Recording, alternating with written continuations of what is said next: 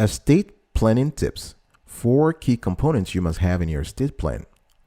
Most people aren't comfortable talking about estate planning, but it's one of those things we'd better prepare in advance, lest our families not be protected and taken care of in the event of our incapacitation or death.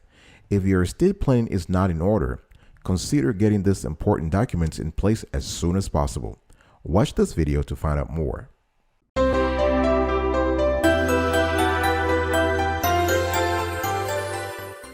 Welcome back, folks, to another edition of Sweetie Kiwi. How are you doing today? I hope you are doing fantastic. I'm doing marvelous if you were to ask me. And if you are doing as great as I am, go grab a cup of coffee or tea or vodka and let's roll. Today, I want to talk to you about the 4 key components of estate planning that you must have in your estate plan. Let's first explain what estate planning is. Estate planning involves planning for how an individual's asset will be preserved, managed, and distributed after death. It also takes into account the management of an individual's properties and financial obligations in the event that they become incapacitated. Assets that could make up an individual's estate include houses, cars, stocks, paintings, life insurance, pensions, and obligations, debts, right? Individuals have various reasons for planning an estate, such as preserving family wealth, providing for surviving spouse and children, funding children or grandchildren's education, or leaving their legacy behind to a charitable cause. The most basic step in estate planning involves writing a will. Other major estate planning tasks include the following: limiting estate taxes by setting up trust accounts in the name of beneficiaries, establishing a guardian for living dependents, naming an executor of the estate to oversee the terms of the will, creating or updating beneficiaries' own plans such as life insurance, IRAs, and 401ks, setting up funeral arrangements, establishing annual gifting to qualified charitable and nonprofit organizations to reduce the taxable estate, setting up a durable power of attorney, a POA, to direct other assets and investments.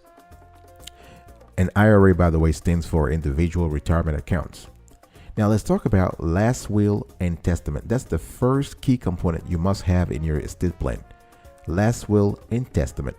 An estate plan commonly includes a last will and testament, commonly known as a will.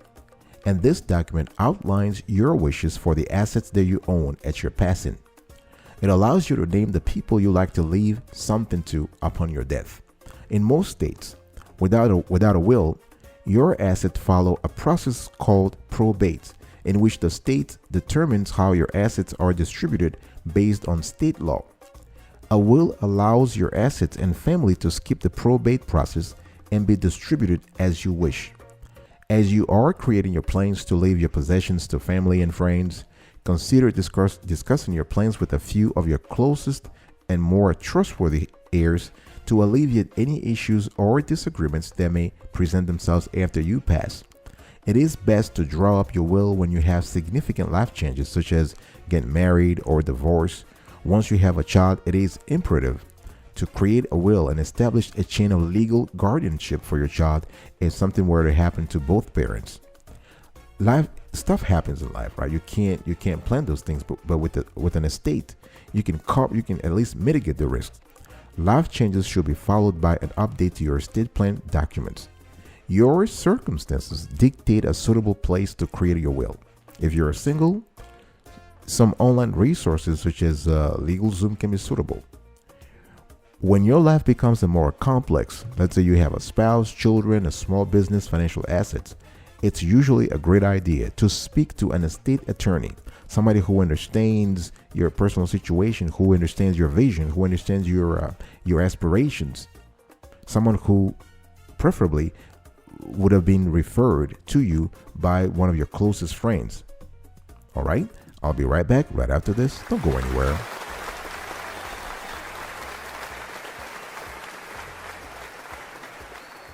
Welcome back, folks, to another edition of the awesome Sweetie Kiwi Show. We are still continuing our conversation today around estate planning tips, and I'm giving you 4 key components you need to have in your estate plan. Those are critical.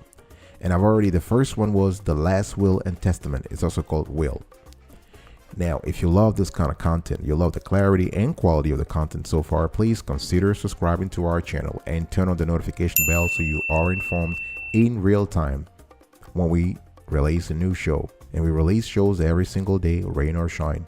Share this content, like, and most importantly, comment below. If you have questions that are relevant, we will always answer. We answer all questions if they're pertinent.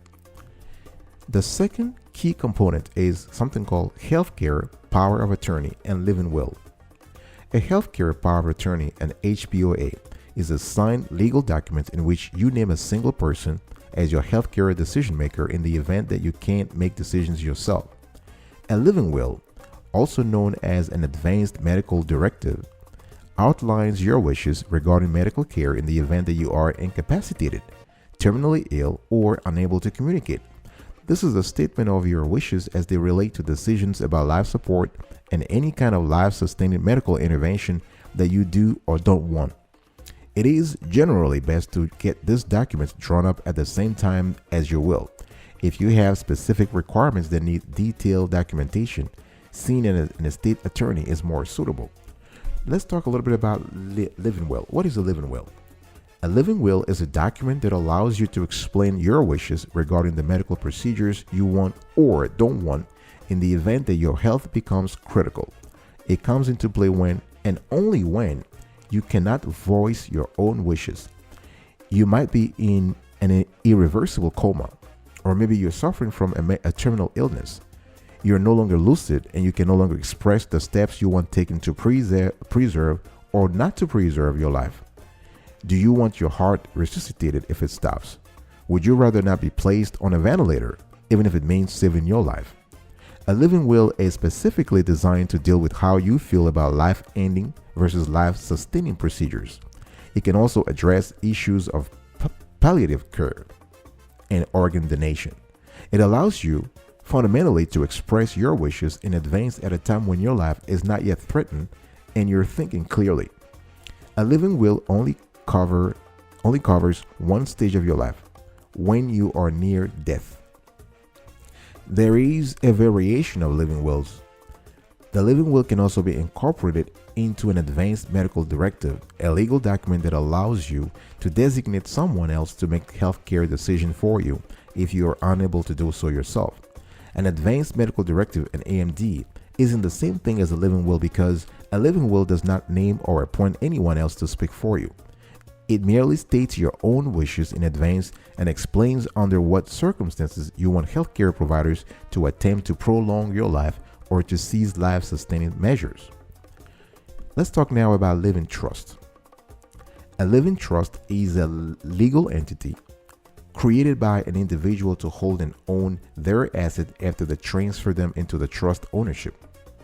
The property is typically invested and spent for the benefit of the beneficiary, who is typically the trust maker, the person who created the trust, at least during their lifetime.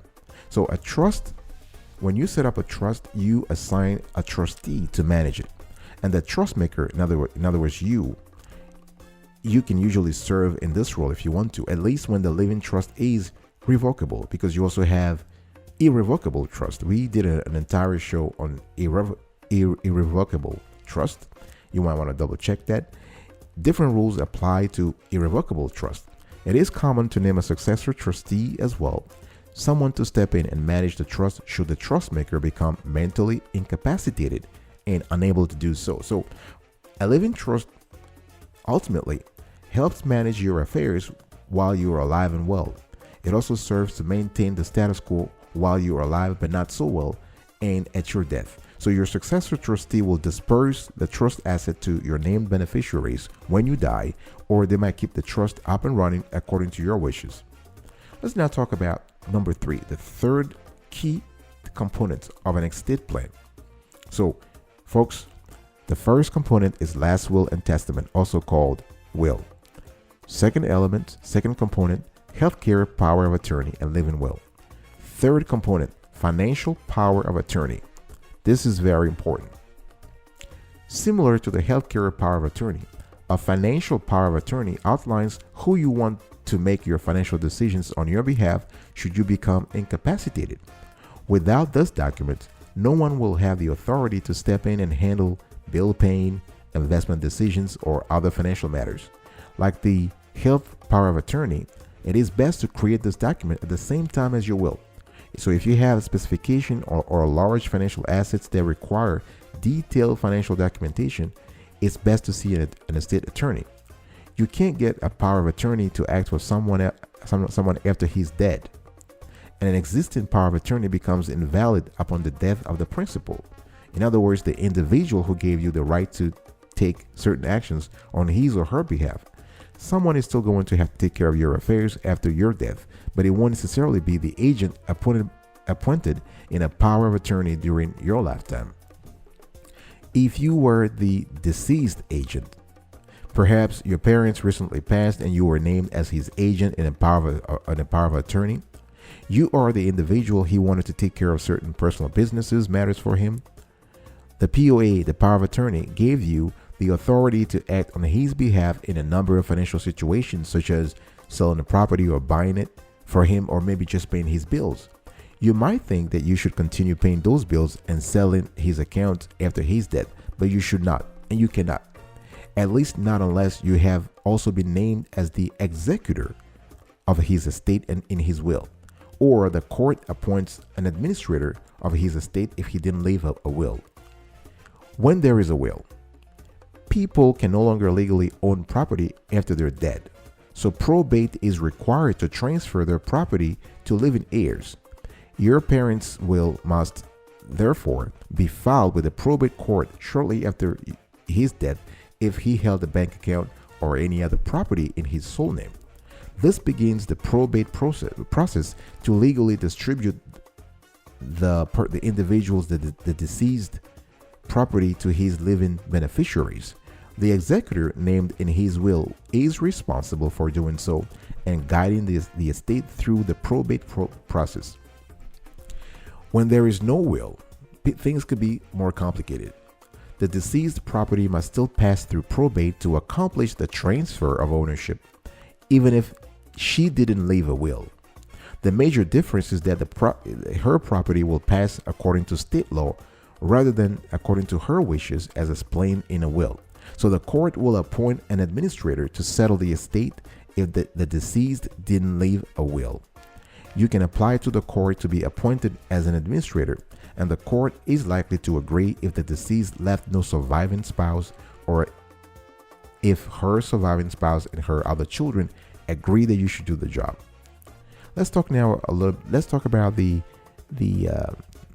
subtlety between estate executor and power of attorney agent. In either case, with or without a will, the probate court will grant the authority to act on a deceased person's estate to an individual who might or might not also be the agent under the power of attorney. So the two roles are divided by the event of the death. In some cases, however, the agent in the POA might also be named as executor or administrator of the estate. So you would continue to have authority over the dead person's bank account and other assets if you are also named as the executor or administrator, at least until ownership can be transferred to living individuals. Now, what about the power of attorney after death? The power of attorney you hold for your parents is useless and serves no purpose after her death. The deceased person no longer owns anything for you to handle for him or her because he or she cannot legally hold money or property. The POA, the power of attorney, might authorize you to make financial transactions for the deceased, but she or he technically no longer owns the property or the money over which the POA placed you in charge. The estate owns it, so only the executor or the administrator of the estate can deal with it during the probate process. As a practical matter, most financial institutions immediately freeze the accounts of deceased individuals when they learn of their debts. The freeze remains in place until they are contacted by the executor or administrator of the estate.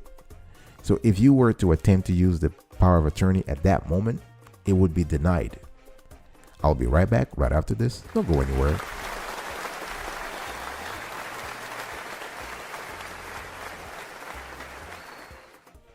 Welcome back, folks, to another edition of Sweetie Kiwi. We're also having a conversation here around the 4 key components you must have in your estate plan.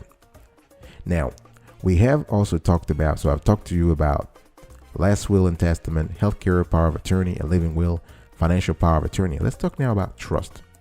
A trust is a legal entity that can own your assets while living or at death and be controlled based on your wishes outlined in the legal documents that created the entity. For example, a trust would allow you to dictate how you wanted your child to benefit from your asset throughout their life. You may want to include stipulations that assets are used in a certain way or received at a certain time. You can say, I want him or her to receive this amount at 18, at 19, at 20. A trust in a way to protect assets from being used in a way that you would not see fit if you are in control of them. Trust can be set up as care mechanisms for the elderly too. So you can set it up, and you can also have it as you can have them as tools to distribute periodic income for descendants or to be used for certain expenditures or circumstances. There are several advantages to having a trust. Nonetheless, it is not necessary unless you are worried about the oversight or care of your assets at your passing. Ultimately, you are trusting your heirs to manage and use your asset properly should you pass away. If you have a sizable insurance policy or estate and or children, a trust is worth discussing with an attorney to determine the right parameters and language for your situation. Appointing the right executor. The legal personal representative or executor approved by the court is responsible for locating and overseeing all the assets of the deceased. The executor has to estimate the value of the estate by using either the date of death value or the alternative valuation date. And the criteria for those 2 dates are provided in the Internal Revenue Code. A list of assets that need to be assessed during probate includes retirement accounts, bank accounts, stocks and bonds, real estate property, jewelry, and any other items of value. Most assets that are subject to probate administrations come under the supervision of the probate court in the place where the decedent lived at death. The exception is real estate. So you must probate real estate in the county in which it is located.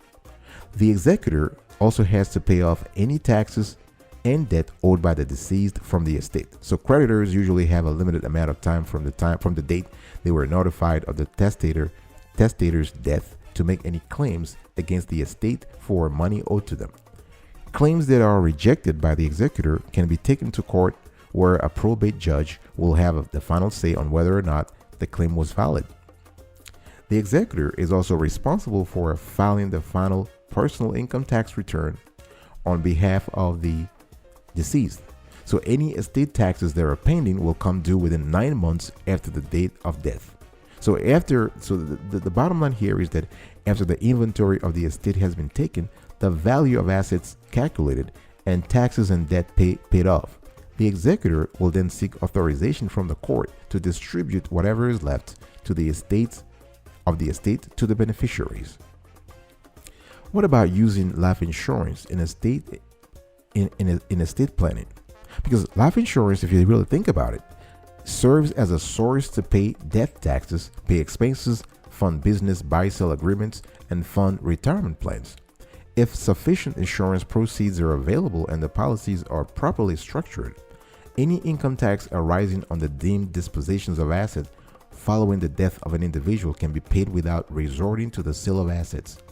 Proceeds from life insurance that are received by the beneficiaries upon the death of the insured are generally income tax free. Estate planning is an ongoing process, and you should start it as soon as you have a measurable asset base. As life progresses and goals shift, the estate plan should shift in line with new goals. So lack of adequate estate planning can cause undue financial burdens to loved ones. Remember, estate taxes can run higher than 40%. So at the very least, a will should be set up even if the taxable estate is not large. Okay, so quickly recap today's conversation. There are 4 key components you must have in your estate plan: last will and testament, healthcare power of attorney and living will, financial power of attorney, and trust. And then once you have those 4, you got to think about appointing the right executor and using life insurance in estate planning. Really appreciate you listening to our today's conversation. Please don't hesitate to contact a specialist, an estate attorney who can really help you, or an estate planner who can really help you, who knows your situation more. We're not providing advice here. We have done research and we are giving you the results of our research, but every situation is different. Everybody has a different life path. So we strongly encourage you to reach out to an attorney or any other legal experts to help you in your journey. Good luck, and I will see you next time. Until then, remember, stay marvelous.